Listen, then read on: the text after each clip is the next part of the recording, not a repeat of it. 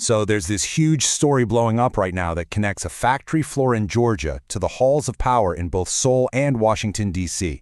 We're talking about a massive, unprecedented raid on one of the world's biggest companies, and a major warning from President Trump that could literally change the rules for every foreign company doing business in America. It all starts with just one number, 475. Right now, it's just a number on a screen. But in this story, it represents a moment that is, well, it's unlike anything we've ever seen in American history. Because that's how many people were arrested. 475 people all in one place, all at the same time. This is by far the largest single-site arrest the country has ever seen. And just like that, you've got a massive diplomatic headache between the U.S. and a key ally, South Korea. So let's get into what exactly happened here. Okay, so first up, let's talk about the raid itself. Picture this. It's September 4th. Federal officials swarmed this enormous, brand-new electric vehicle battery plant in Georgia. This is a massive $5.5 billion joint project between Hyundai and LG. And right in the middle of all the construction, everything just stops. 475 workers are rounded up and taken into custody. Now have a look at who was arrested.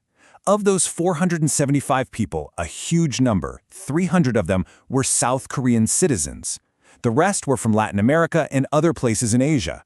And that number, 300 South Korean nationals, that right there, that's the reason a domestic labor raid immediately blew up into a major international incident.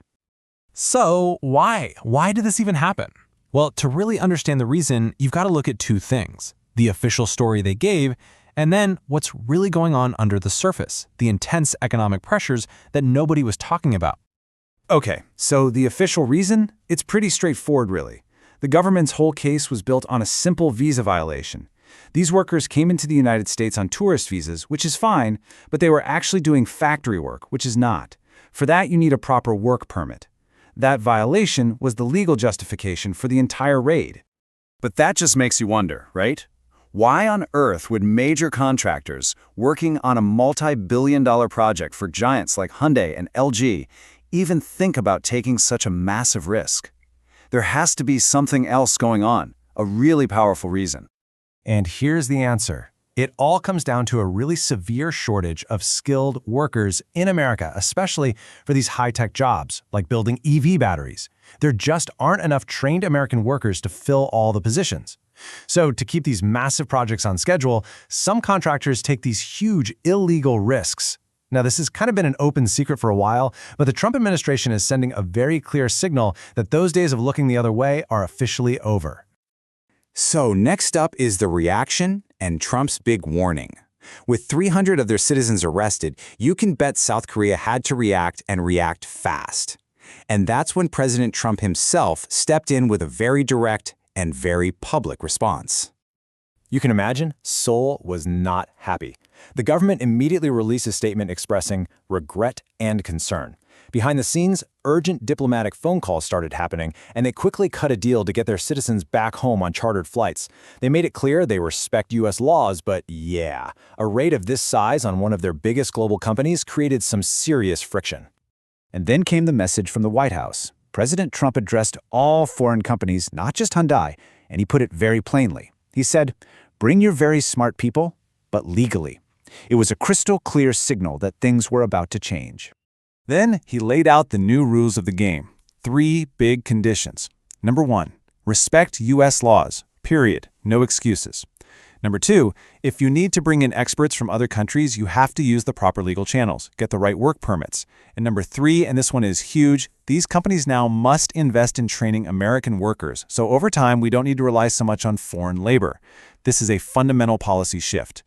So what does this all mean? I mean, this is so much bigger than just one factory raid in Georgia. The ripple effects from this are going to be felt across the U.S. economy, in its diplomatic relationships, and for big businesses all over the world. Now, to really get why this is so tricky, you have to understand the bigger picture. A major goal for the U.S. right now is to become less dependent on China. And to do that, America desperately needs its allies. Countries like South Korea and their giant companies, Hyundai, Samsung, LG, to pour billions of dollars into building high-tech factories right here in the U.S. So you can see how this raid causes problems on a few different levels. Economically, you risk creating a trust deficit. Are these big foreign investors now going to be nervous about putting their money in the U.S.? Diplomatically, the U.S. now has to walk this very fine line between enforcing its laws and still being friendly enough to attract investment. And globally, this is a clear warning shot to every international company, whether it's Toyota from Japan or TSMC from Taiwan, that from now on, the rules will be enforced, no exceptions. When you put it all together, what this whole incident really does is shine a massive spotlight on a fundamental problem, a deep contradiction sitting right at the heart of the whole America First industrial strategy. Which brings us to America's big contradiction. Can the United States really have its cake and eat it too? Is it possible to crack down hard on foreign labor while at the same time trying to attract record-breaking amounts of foreign investment?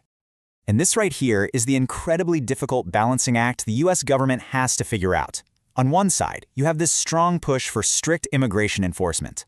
But on the other side, you have this urgent national need for foreign money and the skilled foreign workers who help build these critical industries. If you lean too hard in one direction, you could completely sabotage the other. And that leaves all of us with the big final question, doesn't it? When you're pursuing an America First strategy, what does America actually need more to succeed? Strict restrictions that enforce the rules to the letter, or the massive foreign investment that's required to rebuild the country's industrial power? That's the real dilemma here, and how it gets answered is going to shape the global economy for